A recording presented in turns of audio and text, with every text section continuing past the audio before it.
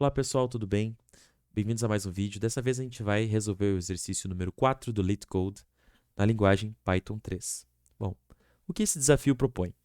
Ele lhe entrega duas listas, dois arrays, nums1 e nums2, de tamanho m e n respectivamente, e ele quer que você retorne a mediana dos dois arrays ordenados, né? Ele nem precisaria falar ordenados porque a mediana ela já pressupõe que você vai ter que ordenar a série de dados. Então, o que a gente vai ter que fazer, né? A gente vai ter que fazer o passo 1, vamos colocar assim, entre aspas, somar os dois arrays, que eu vou chamar de listas, né? Depois, a gente tem que ordenar os dados, né? Colocar em forma crescente, né? Após isso, a gente tem dois casos. Caso ele for ímpar, né? Caso o número de dados for ímpar, a gente pega e só pegar o termo central. Ou seja, se o array for 1, 2 e 3, o termo central é a mediana. Caso for par, a gente tem que pegar os dois termos centrais e fazer a média. Então, é basicamente isso que o nosso algoritmo tem que fazer. Eu gosto muito de pensar assim antes de começar a escrever o código, porque dessa maneira a gente entende qual vão ser os nossos desafios e talvez a gente percebe alguma falha de lógica e acaba não desperdiçando código ou desperdiçando tempo mesmo. Então vamos lá. Tendo em vista isso, vou dar uns espaços aqui para a gente ter como trabalhar aqui. E vou também colocar minha câmera para o outro lado.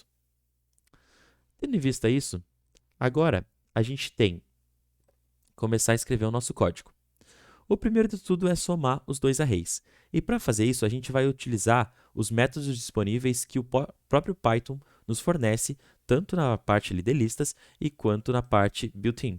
Então a gente vai ter que somar os dois. A função que faz isso, ela é extend, porque ela pega todos os itens de uma lista e coloca numa outra lista que você quer. Ou seja, a gente vai ter, eu vou fazer todas as manipulações com o array nums1, tá? Para ficar mais fácil para economizar memória. Então vamos lá.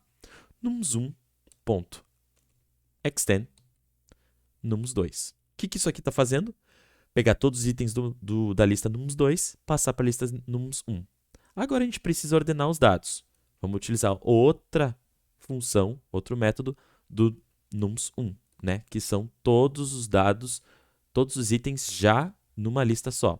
E a gente vai usar o sort, passando nenhum parâmetro. Se você for lá no W3 School, vou deixar o link na descrição, e você verificar o que esse sort faz, você tem aqui os parâmetros, você vê direitinho, mas o que a gente vai precisar é só fazer um sort simples que ele já vai colocar em ordem crescente. Perfeito? Agora, a gente vai precisar guardar quantos itens tem no array. Isso é muito importante porque é o que vai determinar o nosso termo central, né?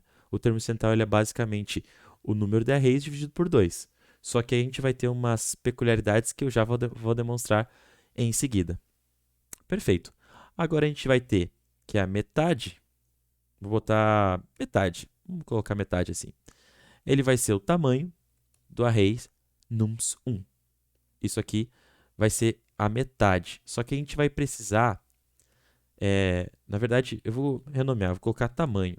Tamanho do array len nums1. Perfeito. Agora a gente vai ter esse caso aqui.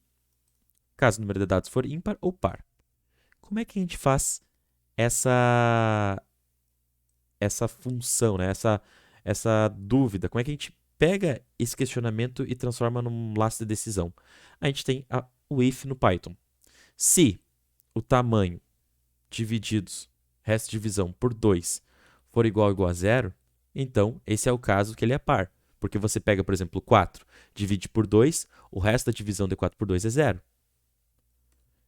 A gente vai ter uma lógica aqui. E a outra ocasião é um else, né? Caso ele não for par, com certeza ele é ímpar. A gente vai ter outra lógica. E a outra lógica, eu já expliquei que ela é só quando você tem números ímpares, né? Quando você tem uma certa quantidade de número de itens dentro de uma lista que é ímpar, é só você pegar o termo central. Só que vamos ver como é que acontece, por exemplo, se eu tenho 1, 2 e 3 e eu quero pegar o termo central do meio.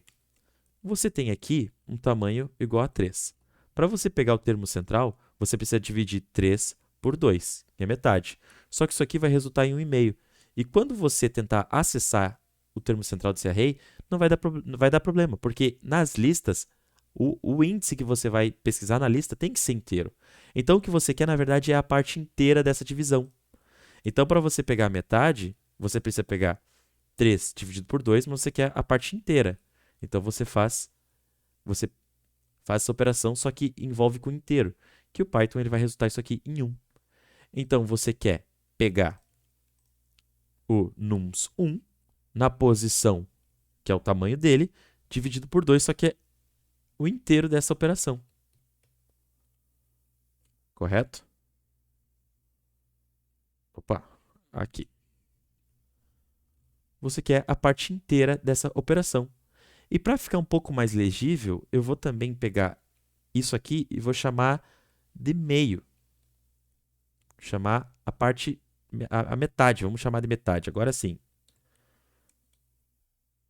Vamos colocar aqui metade. Perfeito? Mas se a gente tem, vamos pegar agora o outro caso. Se a gente tem um array par, 1, 2, 3 e 4. O tamanho é 4. A divisão, o inteiro da divisão de 4 por 2, continua sendo 2. E 2 é o array, ele não é exatamente no meio, né? Ele está um pouquinho para a direita. Então, eu vou precisar desse aqui e vou precisar desse aqui. Então, para pegar a média desses dois, eu vou precisar pegar essa posição e essa posição menos 1, que isso aqui vai dar igual a 1. Então, para fazer esse retorno aqui, a gente vai precisar pegar a média desses dois casos.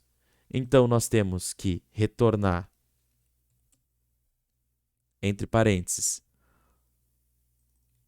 o número da esquerda, que é nums1 na posição metade menos 1, e somar com o número da direita, que daí é nums1 posição metade. Assim, a gente tem a soma dos dois itens do meio, os dois termos centrais, num array que tem n números sendo par. Então, a gente pega isso aqui e divide por 2. Assim, a gente tem a lógica concluída. Vamos dar um submit para ver se eu não errei nada? Pode acontecer, às vezes a gente erra, é bem normal. Bom, essa solução, ela ganhou em runtime de 95% dos outros usuários e ganhou só de 40% no quesito memória. Então, é uma solução interessante. A gente poderia economizar memória utilizando outras maneiras. Inclusive, se você sabe alguma maneira, pode deixar aí nos comentários. Vamos usar essa forma de interação no YouTube aqui da melhor forma possível. Bom, pessoal, é isso. Muito obrigado pelo vídeo. Se você tem alguma dúvida, eu ainda estou dando mentoria gratuita pelo projeto Extensão da Mentoria. Recomendo a todos. Os links, tanto dos arquivos aqui que eu utilizei, como também o projeto Sessão da Mentoria para você solicitar sua mentoria gratuita, vai estar na descrição. Muito obrigado pela atenção e até a próxima.